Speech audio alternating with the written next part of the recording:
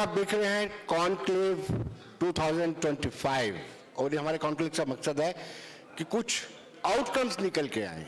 एक दूसरे को क्रिटिसाइज करने के बजाय हम कुछ ऐसा प्लेटफॉर्म आपको प्रोवाइड कर रहे हैं कि आप अपने दिल की बात रख सकते हैं। और इस वक्त हमारे साथ उद्यमी भी हैं और ट्रेडर्स भी हैं। और आपको बताते चले कि मेरे एक्सट्रीम राइट में राहुल सहाय जी हैं, इंडियन चैम्बर ऑफ कॉमर्स के चेयरमैन। राहुल जी का स्वागत है।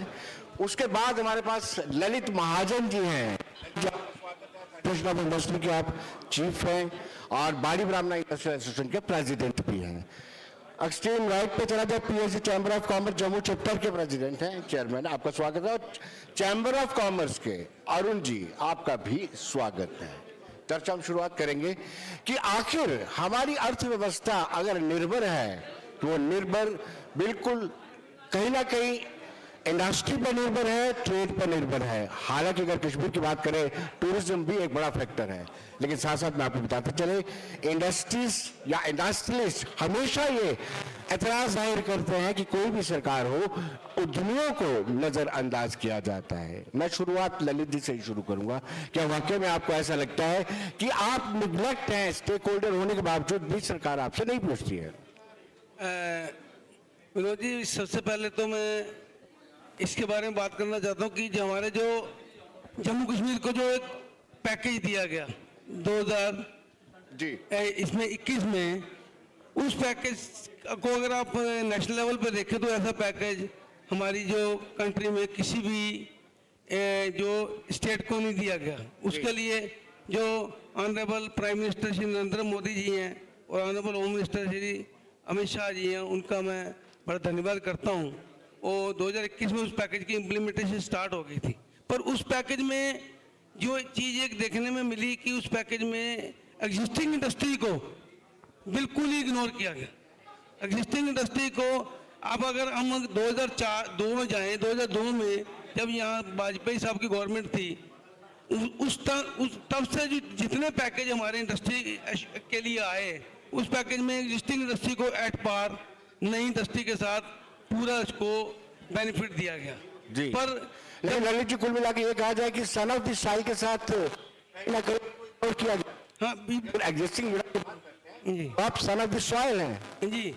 अब इसमें मैं कहना चाहता हूँ कि जो एग्जिस्टिंग इंडस्ट्री जो है वो आज की डेट में अप्रोक्सीमेटली 3 से 4 लाख लोगों को डायरेक्ट इंडायरेक्ट एम्प्लॉयमेंट दे रही है।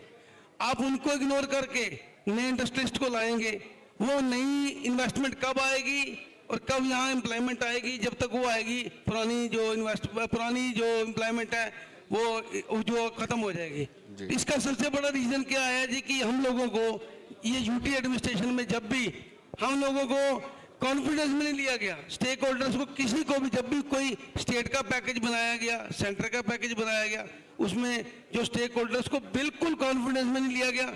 जबकि पॉपुलर गवर्नमेंट में क्या होता था कि जब भी कोई पॉलिसी बनती थी, जब भी कुछ इंसेंटिव्स फॉर्मुलेट होते थे, उसमें स्टेक होल्डर्स को साथ में इन्वॉल्व किया जाता था जी। ये कहीं ना कहीं देखा गया है कि पहले प्री बजट मीटिंग्स हुआ करती थी, इनको इनवाइट किया जाता था, इनके सुझाव लिए जाते थे और उनको इनकॉर्पोरेट बजट में किया जाता था। ये पिछले कुछ सालों से ऐसा नहीं हो रहा है। लेकिन मैं अरुण जी से जानना चाहूँगा, अरुण जी, चैम्बर एक ऐसा प्रेशर ग्रुप था, जब जब जम्मू खित्ते के साथ कोई पक्षपात या सौतेला व्यवहार होता था, चैम्बर का एक अहम रोल रहा करता था। रोल कहीं कम नजर आ रहा है, इसकी वजह आप बता देंगे दिल से? विनोद जी, धन्यवाद यहाँ बुलाने के लिए। आपने एक बात कही कि चैम्बर का रोल जो है कहीं ना कहीं कम हुआ है।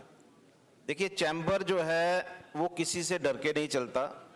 चैम्बर ने जो पिछले, जब से मैं टेन्योर में आया हूँ, मैंने जो जम्मू के लोगों के लिए अपना मेरा रोल था, मैंने उसमें कभी कमी नहीं आने दी। चाहे उसके लिए मुझे गवर्नमेंट के साथ टकराना पड़ा, चाहे मुझे एडमिनिस्ट्रेशन के साथ विरोधाभास करना पड़ा, मैं कभी पीछे नहीं हटा। यहाँ तक एक बात जो है ललित जी ने कही और बिल्कुल ठीक कही कि आगे प्री बजट मीटिंग्स होती थी और प्री बजट मीटिंग्स जो हैं उसमें बहुत सारी चीज़ें जो हैं, अभी की मैं ये नहीं कह सकता कि भाई सारी चीज़ें जो है हमारी मान ली जाती थी, लेकिन कुछ न कुछ उसमें हिस्सा जो है वो हमारा जरूर बनता था। आज भी हम लोग जो हैं बिल्कुल जैसे आपने कहा ना कि भाई कहीं रोल कम हुआ है, हमारा रोल कम नहीं हुआ। हाँ, गवर्नमेंट का रोल जो है वो कहीं ना कहीं ऐसा बन गया है कि जैसे उनके जो मन में आए वही करना चाहते हैं, वो किसी को सुनना नहीं चाहते, और जो प्रॉपर वे में जो सिस्टम चलना चाहिए। देखिए, मैं एक चीज आपके सामने जरूर रखना चाहूंगा इस मंच से। हमारे जो प्रधान इन्होंने बोला कि देखिए एग्जिस्टिंग इंडस्ट्री के लिए कुछ नहीं रखा। बिल्कुल। मैं तो ये कहूंगा कि माननीय प्रधानमंत्री जी ने जो पैकेज जो है वो जम्मू और कश्मीर को दिया था 28,400 करोड़ रुपए का, वो बेसिकली जो उसका मेन कंसेप्ट था कि यहाँ का यूथ जो है वो स्टार्टअप में आए, वो यहाँ पर सर्विस सेक्टर में जाए, चाहे वो कोई और चीज, यानी कि वो जो पैकेज था वो जम्मू और कश्मीर के लिए था, ना कि इन्वेस्टमेंट के लिए था। लेकिन हुआ क्या कि वो जो एक पैकेज आया था, वो पैकेज जो है वो हाईजैक हो गया, उसमें इन्वेस्टमेंट्स जो हैं वो बाहर से आई, और उसमें भी उन्होंने एक क्राइटेरिया रख दिया। बिल्कुल। उन्होंने कहा कि प्रोजेक्ट रिपोर्ट के मुताबिक नंबरिंग होगी, और उस नंबरिंग के मुताबिक आपको जगह भी अलाट होगी। जो लोकल लोग यहाँ पे लगाना चाहते थे, एक तो पहले तो उनको जगह अलाट नहीं की गई। अगर किसी ने प्राइवेट जगह पे अगर यहाँ पर इंडस्ट्री लगानी है तो उसके पीछे एक राइडर खड़ा कर दिया गया कि पहले आपको इसका लैंड यूज चेंज करवाना है। उसकी फॉर्मेलिटीज इतनी बना दी गई कि वो 1 साल तक वो फॉर्मेलिटीज में ही लगा रहा। कुछ कोविड का पीरियड निकल गया, कुछ उसकी फॉर्मेलिटी का पीरियड निकल गया, और लोकल जो लोग यहाँ से इतने बड़े पैकेज को, मैं मान नहीं सकता कि पूरे हिंदुस्तान में जिस तरह का माननीय प्रधानमंत्री जी ने पैकेज दिया, लेकिन हाईजैक हो गया। और यहाँ पर जो यूथ, जो पढ़ा लिखा यूथ था, वो वहीं का वहीं रह गया, यहाँ से शिफ्ट हो रहा, यहाँ कोई इंडस्ट्री जो है वो नहीं लगा पा रहा। आप यहाँ देखिए जो पैकेज जो है उसमें मतलब 28,400 करोड़ में से 23,000 करोड़ रुपया जो है वो चंद कंपनियों ने ही हाईजैक कर लिया। पैकेज का भी कभी मिसयूज हुआ करता रहा है। लेकिन साहिब साहब से जानना चाहूंगा, साहिब साहब, सवाल ये उठता है कि कभी कोई सरकार या कोई पावर किसी को निगलेक्ट करती है, उसमें कमजोरी होती है, तभी उसको निगलेक्ट किया जाता है। अगर आप परिपक्व हो, मजबूत हो, सुदृढ़ हो, तो किसी भी सेक्शन को इग्नोर नहीं किया जा सकता। आपकी भी कुछ खामियां, कमजोरियां रही होंगी। थैंक यू विनोद जी, पहले तो फॉर गिविंग द अपॉर्चुनिटी। पहले मैं शुरू करूंगा बदलता जम्मू कश्मीर जो आपने थीम रखा। पहले तो मैं prime minister, honourable prime minister, honourable home minister, honourable LG और ऑनरेबल सीएम का धन्यवाद करूंगा, जो उन्होंने हमें ये सौगातें दी। सबसे पहली पीएम साहब ने दी कि फ्री एंड फेयर इलेक्शन कराए, हमें एक नई गवर्नमेंट दी। उसके बाद उन्होंने एनसीएसएस का एक उम्दा पैकेज दिया जो 28,400 करोड़ का पैकेज है। उसके बाद जम्मू को रेल डिवीज़न दिया, कश्मीर में सोनवर की टनल दी, और अब हम हाईवे को कनेक्ट होते देख रहे हैं, और उसके बाद रेल भी कश्मीर जा रही है। ये सारी चीज़ें, सबसे ऊपर जो हमें मिला वो लॉ एंड ऑर्डर बहुत स्टेबल, जो हम बदलता जम्मू कश्मीर में कह रहे हैं कि लॉ एंड ऑर्डर। आप देखिए, ये सारी चीज़ें हमारे व्यापार जगत के लिए बहुत इंपॉर्टेंट हैं। जब आपके पास पूरा इंफ्रास्ट्रक्चर होगा तो तभी हम बदलता जम्मू कश्मीर देख पाएंगे। फिर आपने जैसे कहा विरोध जी के हम स्ट्रांग हो, हम स्ट्रांग हमेशा थे, बट ये बात यहाँ ऐसी हुई कि एनसीएसएस पैकेज जो दिया गया, एक बड़ी पुरानी डिमांड थी कि यहाँ कभी पे ऐसा लगता है व्यापारी तबका स्कैटर्ड है। नहीं, जब हम बात करते हैं chamber of commerce and industry की, तो उसमें लगता है कि कहीं ना कहीं यहाँ ट्रेडर्स ज्यादा हैं। जब हम बड़ी ब्रांड इंडस्ट्री की बात करें या इंडस्ट्रीज की बात करते हैं, तो ऐसा लगता है कि अलग से, यानी जो यूनिटी दिखनी चाहिए वो दिखती नहीं है। बिल्कुल ठीक कह रहे हैं। देखिए, एक तो हमें इकट्ठा होने की जरूरत है विरोध जी। दूसरा मैं एक चीज कहूंगा, जैसे बदलता जम्मू कश्मीर है वैसे हमें भी बदलना है। जैसे अभी उमर साहब ने बड़े अच्छे से सिविल सोसाइटी की मीटिंग की, लोगों की राय ली, उसमें मैंने 2 बातें रखी थी कि हम स्पोर्ट्स को और एग्जीबिशन को बढ़ावा दें, ताकि हमें नई चीज़ों को देखने की ज़रूरत है। जब जम्मू कश्मीर बदल रहा है तो हमें स्पोर्ट्स में, जैसे हम कब तक ये कहेंगे कि साहब यहाँ कैसे लोगों का आना जाना बढ़े, तो उसके ये विकल्प हैं कि बदलते जम्मू कश्मीर में स्पोर्ट्स को, जैसे आपने विटनेस किया, यहाँ प्रीमियर लीग हुआ, किसी होटल में जम्मू में जगह नहीं थी जी। अगर हम यहाँ एग्जीबिशन करें, सूरज कुंड के लिहाज पे मेला करें, आप बाबा जी तो मेला को देख लीजिए, हमारी नेबरिंग स्टेट से लोग यहाँ आते हैं। तो मेरा ये कहना है कि बदलते जम्मू कश्मीर में नई चीज़ों को देखने की ज़रूरत है।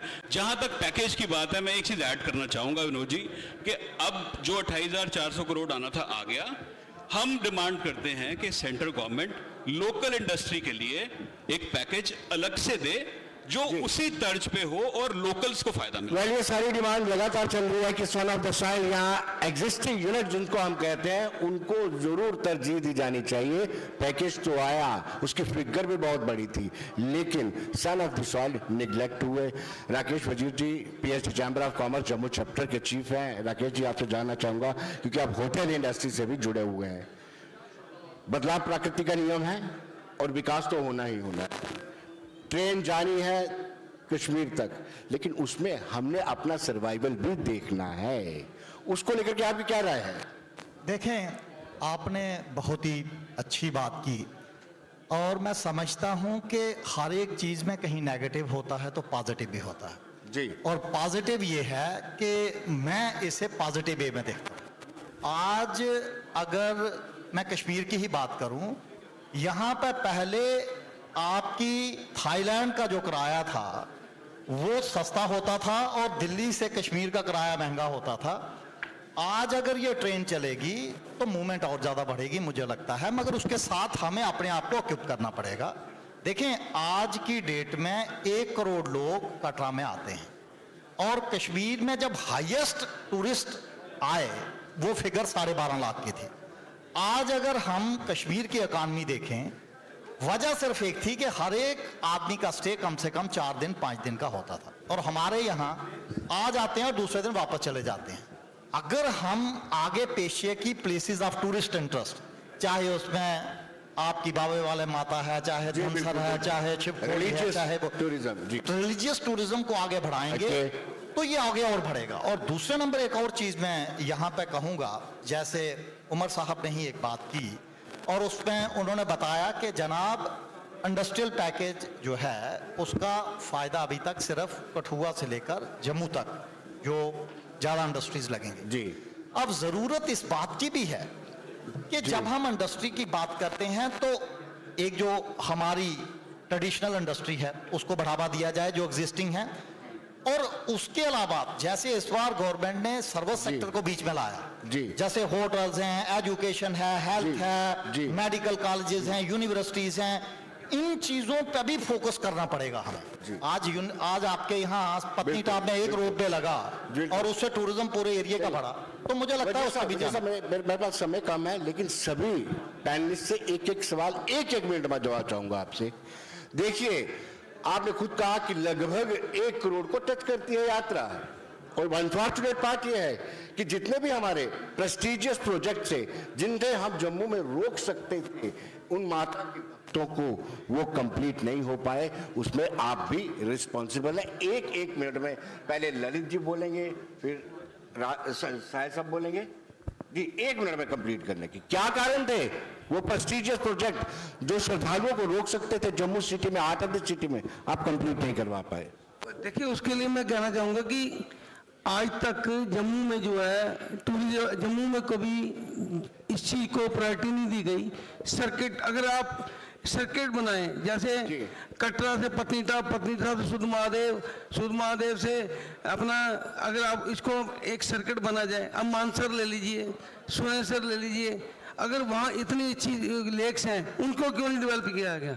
वहाँ पे पूरा पोटेंशियल डेवलप करने का जी। अब राहुल जी समय कम है। विनोद जी, मेरे को लगता है कि टूरिस्ट को रोकने में सबसे बड़ा योगदान टूरिज्म डिपार्टमेंट का था। उनके यहाँ अच्छे ऑफिसेस जो एंट्री पॉइंट्स हैं J&K के, वहाँ होने चाहिए थे, और वो गाइड करते टूरिस्ट को कि अगर वो टूरिस्ट को यहाँ आया है तो उसको कहाँ कहाँ जाना है और उसको कैसे यहाँ रोके। वो एक बहुत बड़ी कमी है। अगर हम बाहर के देशों में देखें, वहाँ बड़े अच्छे टूरिस्ट रिसेप्शन सेंटर होते हैं जो आपको गाइड करते हैं। आपको सिर्फ उनको ये बताना है कि साहब मैं आ गया हूँ और मैं इस डेट को वापस जाऊंगा। वो आपकी पूरी आइटनरी प्लान करके आपको वहां उस जगह पर रोकने का प्रयास करते हैं। वही कमी मुझे लगता है कि यहाँ पे। चलिए अरुण जी, सवाल यह है कि आप तो पुराने शहर में रहे हैं, आप ही खुद देखिए कितने प्रेस्टिजियस प्रोजेक्ट थे। आप तो मुबारक मंडी पर ही चर्चा कर दीजिए, क्या पेस है उसकी? आपने देखा हो कितना खर्चा हुआ है, कितना काम हुआ, कितना खर्चा हुआ, क्या पेस है? विनोद जी, मैं इसके साथ जो बात आपने कही उसके साथ कुछ बातें और जोड़ना चाहूँगा। आज तक का जो एक पीरियड रहा है पिछले 70 साल का, उसमें जब भी जम्मू और कश्मीर को लेकर के टूरिज्म को प्रमोट करने की बात आई तो उसमें डेस्टिनेशन जो है, मेजर डेस्टिनेशन जो है वो कश्मीर से थे और एक माँ वैष्णो देवी का दरबार जो है उसको ऐड ऑन किया गया था। मुझे लगता है कि अब हमें सोचना पड़ेगा कि क्या जम्मू में कौन कौन सी चीज़ ऐसी हैं जिसके साथ टूरिस्ट जो है वो यहाँ पर आकर के रुक सकते हैं। जी। यहाँ पर ऐसे ऐसे पिलग्रिमेज स्टेशन है, यहाँ के साथ हिस्ट्री है जी। लेकिन उस हिस्ट्री को आज तक हम लोग जो है कभी जनता के बीच में लेकर के नहीं जा सके हैं। जी। सबसे बड़ी बात यह है कि क्या यहाँ पर कोई पानी की कमी है? वाटर राफ्टिंग जो है वो यहाँ पर क्यों नहीं हो सकती? जी। फॉरेस्ट हमारा जो है, क्या यहाँ पर हम लोग सफारी नहीं शुरू कर सकते? क्या हम लोग जो हैं ऐसे डेस्टिनेशन, यहाँ पर पांडवों की गुफा है, भगवान कृष्ण जो हैं, जो उन्होंने जामबंद के साथ 2 महीने तक युद्ध किया, क्या उन चीजों को हमने हाईलाइट किया है? सुरईसर मानसर है, क्या हमने उन चीजों को हाईलाइट किया है? जी। तो क्या माँ साबो वाली माता है, उसको हमने आज तक कभी हाईलाइट नहीं किया? तो मुझे लगता है कि जम्मू के लिए अलग से रोड शो जो है वो होने चाहिए, तभी हमारा सर्वाइवल होगा। वेरी साहब, आखिर में मैं आपको बताऊं कि आपको कटरा को एक रोल मॉडल लेके चलना पड़ेगा और उस तरीके से चलना पड़ेगा। और मैं बताता हूं, शिव खोड़ी 1 लाख से 20 लाख, 9 देवियां 1 लाख से 25 लाख, धनसर 1 लाख से 15 लाख, आपका उसी के साथ पत्नीटाप आप देखें तो आपको कटरा को फोकस करते हुए जब तक आप चीजों को नहीं बढ़ाएंगे, आपके सामने है शिवखोड़ी में यात्रा 1 लाख होती थी, आज 20 लाख जा रही है। आपके साथ ही बाकी डेस्टिनेशंस हैं। तो मुझे यह लगता है कि रिलीजियस डेस्टिनेशंस हमारी ज्यादा चलेंगी। और अगर कभी बाबे वाली माता को, इस वक्त मेरे पास फिल्म इंडस्ट्री के लोग आते थे, अब उन्होंने अपनी आइटनरी में उसको रख लिया है, क्योंकि हमारे यहाँ लोग धार्मिक आस्था से आते हैं। तो अगर उसको अगर ज्यादा हम अगर पॉपुलराइज करेंगे तो मुझे लगता है ज्यादा फायदा होगा। वजीर साहब, बहुत बहुत शुक्रिया आपका। अरुण जी, आपका भी बहुत बहुत शुक्रिया। समय कम है, लेकिन ललित जी आपका बहुत बहुत, राहुल जी आपका भी बहुत बहुत शुक्रिया। और हमारी कोशिश रहती है कि हम एक एप्रोप्रिएट फोरम प्रोवाइड करें और अपनी ये समस्याएं, ग्रीवेंसेज हैं, वो रख सके ताकि वो एप्रोप्रिएट फोरम पर पहुंचे, सरकार उनकी सुनवाई की। धन्यवाद आप सबका।